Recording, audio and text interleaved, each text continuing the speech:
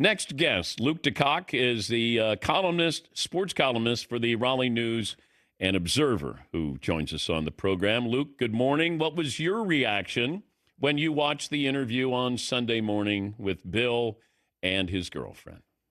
The fact that they put in the clip of her objecting to talking about their meet cute. Like, if you're in the business, right, you massage sources and you can we talk about, there's not a quid pro quo, but a negotiation that happens there. And, that stuff does not make it on screen. So the idea that they would show that and make it part of their interview suggests that, like, their producers, whatever their limit is, she went so far across it. Yeah. And imagine, like, I love to think about the idea of UNC saying, oh no, we have another Jordan Brand crisis. And and here we are. He's not even wearing a UNC sweatshirt. Right? He's wearing this Navy t-shirt or whatever it is with a hole in it. She's got a Navy sweatshirt on. It's like, you're going to embarrass us. And you can't even represent the brand right. So, I mean, it's just like, even before we knew who she was or cared who she was, this whole thing has just been ludicrous. And now that we've got into this sort of off-field Instagram media polishing, whatever you want to call it, it's just like there's not a big enough tent to throw over the circus right now. What is your biggest concern? Let's just look at her role. Bill has relinquished control, and he was a control freak when he coached, in the NFL. And let's just look at it football-wise with this team. What concerns you here? Well, I mean, they've got sort of a average level college staff. They've got room for all of his kids, and Mike Lombardi's son is on the staff, and former players. I wrote that they're kind of looting Chapel Hill like Halliburton looted Baghdad, but the reality is UNC kind of asked him to do this. They gave him the giant bag of money. He's just spending it. It's hard to portray yourself as the 33rd NFL team like nobody's thought of this before. When you've got all this other stuff going on, and like, all right, they're going to practice without numbers on the jerseys. And it's like they're acting like they just invented the steam engine. And it's just like, college football is not a sport that's lacked sort of innovation or coaching introspection or over coaching. The idea that you're going to come in and just be smarter than everyone else, we certainly haven't seen that bear fruit yet. They lost their best defensive lineman to the portal. The quarterback they ended up buying in the portal is from South Alabama. And look, he may be very good.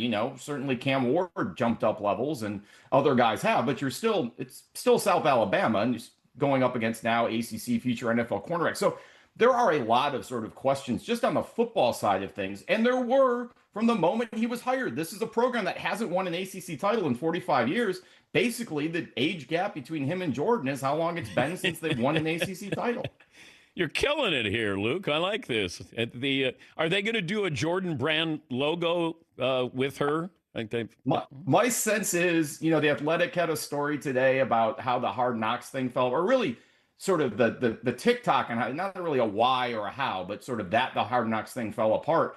My sense is North Carolina has spent more man, woman, person hours on Jordan Hudson related issues in the last 4 months than they ever possibly could have expected. Lawyers, PR people, athletic department people. I mean, I wrote a column a couple of weeks ago about they've got a dozen people listed on the UNC system staff payroll website who are identified as members of the football staff. This is sort of Mike Lombardi's team, the GM office, the front office. Mm-hmm. They're all identified as football people on social media, UNC. They're not on the athletic department website. Their hirings have never been announced. And when I asked the athletic director's chief of staff what was going on, her response was, we're looking into it. So it's like Rocco Lampone building his secret regime in The Godfather. Nobody really knows what's going on. There's no oversight as far as anyone can tell. And this whole thing is kind of, it's like a Tesla on auto drive. You just don't know what it's going to hit first. Okay. The local media and their availability or Bill's availability to you is what?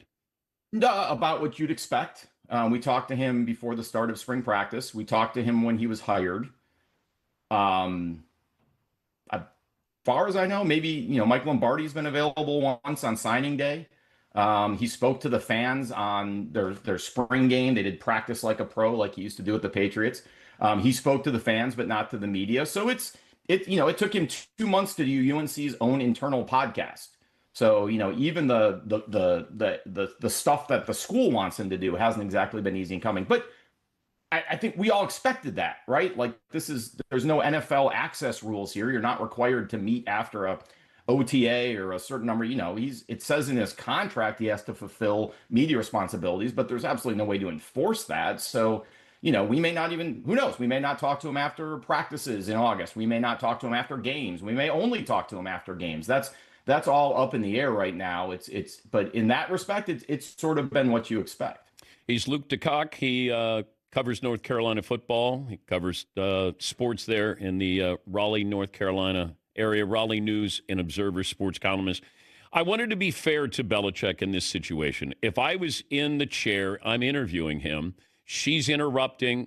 Like, she is becoming part of the story. But the story is supposed to be Belichick has written a book about winning football games. Not about her. But when does she become fair game in this story, in the CBS story, where you have to include her? That's a terrific question. And I have not written about her. I have not written a column about her. I mentioned her when he got hired. That his, girlfriend was sitting with these trustees who sort of pushed this hire through. Because look, football coaches' wives, any coach's wife, any coach's husband, if you want to, they have an impact on these things. But typically, Mac Brown would always refer to, Sally and I made the decision to come back. And he genuinely believed that. It was a team partnership there. But you didn't get the sense that Sally was vetting his interviews or watching film at night. And, at this point, would anyone be shocked if Jordan Hudson posted on Instagram, "I'm so excited Bill has decided to switch to a base nickel. This is going to be great for the football program." No one would at this point. So when you start to, as I mentioned earlier, UNC's brand is at stake here. They hired Bill Belichick to sell tickets and put butts in seats and eyeballs on screen as much as win football games. And when it becomes a sideshow, when your athletic department becomes a Jordan Hudson management program instead of a football program, that is when it becomes a story. And the fact that I haven't actually sort of put pen to paper yet is really a function of the fact that the Carolina Hurricanes are in the playoffs, and we had a double overtime game last night, and that's soaking up a lot of my attention. But the CBS News interview, to me, where you start raising questions about what this meet cute that was supposedly established on the plane with the book, and now she's saying we won't talk about that, and there are questions about who's actually in charge here. I think that, to me, starts to cross that Rubicon of this becomes a football issue. Can Bill Belichick focus on winning at a program that has come close so many times under Butch Davis and Larry Fedora and Mac Brown twice? If he's, promoting a book and doing all these other things, what's Bill Belichick's focus, and what's her role in directing that focus? The fact that a football coach doesn't know what's on social media about him, as he claimed in the CBS, these guys care about what's on the monitors in the lunchroom. They dictate every single aspect of a program. That's true in the pros. It's true in college. So there's a lot of sort of questions now that need answers. And to me, that's the line you cross, right? That becomes not writing about his personal life, which obviously there are people who write about his personal life for a living. But for me as a sports columnist, when it sort of gets into decision making and who's in charge and what does this mean for the football program, there is a line that's crossed there. Would you rather sit down and interview Bill or his girlfriend? I would still like to know from Bill why. I asked him that at his initial press conference. At what point in your mind did you sort of switch from, this is how I would run my next NFL program, to, how would I run a college program? It was literally the only good answer he gave in that entire press conference. But I want to know, what possesses you at this age with a young girlfriend who you guys seem to be having the time of your lives out there? Even if she's calling the shots, he seems to be working for him in that respect. Why would you want to take on a program that is, at a basketball school that faces huge structural hurdles? I mean, there's a reason why neither North Carolina or NC State or Duke has won an ACC title in football in 30 years, when they've won national titles and gone to Final Fours in literally every other sport: women's lacrosse, field hockey, women's basketball, wrestling, swimming. All three schools have been in the Final Four the last 5 years in men's basketball. So football has been this outlier, and we can go on forever about why that is. It has to do with so many football programs in a state, plus Tennessee and South Carolina and Clemson all skimming the cream off the top. But the reality is, Why would you take that on? You have a very good life. Wait for an NFL job to open up. Be a GM. Write books about how you're the greatest winner and greatest leader ever. Don't go to this perennial sleeping giant football program unless maybe if someone offered me this much money to do it, I would too. Over under 1.5 years for Belichick at North Carolina. Under. I thought you were going to say wins. That was going to push me to. That's a quick answer there, Luke. It's going to be a beautiful disaster, Dan, like a monkey flying a 737. We all know how it's going to end, but we don't know how we're going to get there.